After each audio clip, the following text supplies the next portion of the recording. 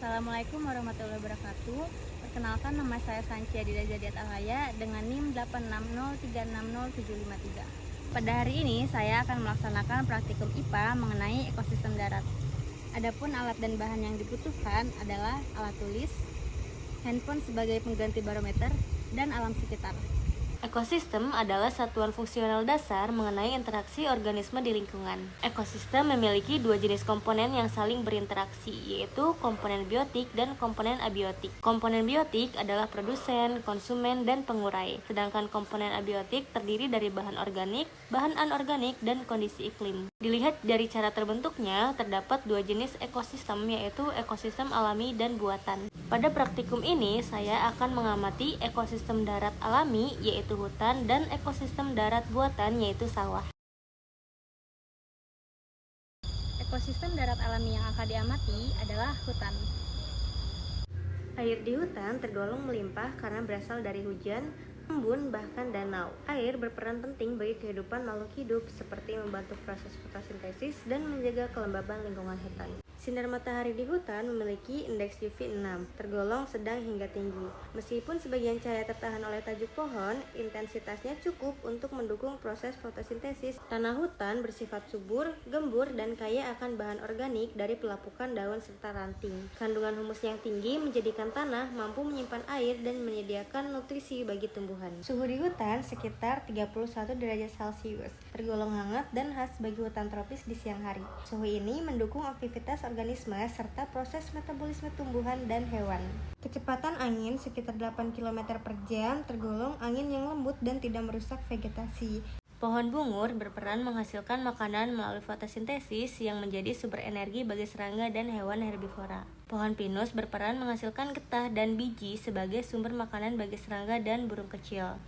Tanaman paku haji berperan menghasilkan zat hijau daun untuk fotosintesis dan menjadi sumber energi bagi serangga seperti tonggeret. Gadung tikus berperan menyerap nutrisi dari tanah yang menjadi bagian dasar dari rantai makanan. Pohon limus berperan menghasilkan buah dan daun yang dimanfaatkan oleh berbagai hewan. Kadal berperan sebagai konsumen sekunder, yaitu pemakan serangga kecil seperti semut dan tonggeret. Semut berperan sebagai konsumen primer atau pengurai parsial, yaitu pemakan sisa-sisa tumbuhan dan hewan mati dan juga membantu pelapukan. Tonggeret berperan sebagai konsumen primer, yaitu penghisap getah tumbuhan yang digunakannya sebagai sumber energi. Kupu-kupu berperan sebagai konsumen primer dan penyerbuk, penghisap nektar bunga serta membantu penyerbukan tumbuhan. Nyamuk berperan sebagai konsumen primer atau sekunder, yaitu penghisap cairan tumbuhan atau darah hewan untuk bertahan hidup. Untuk pengurai, saya menemukan beberapa jenis jamur. Jamur payung kecil untuk menguraikan daun dan ranting,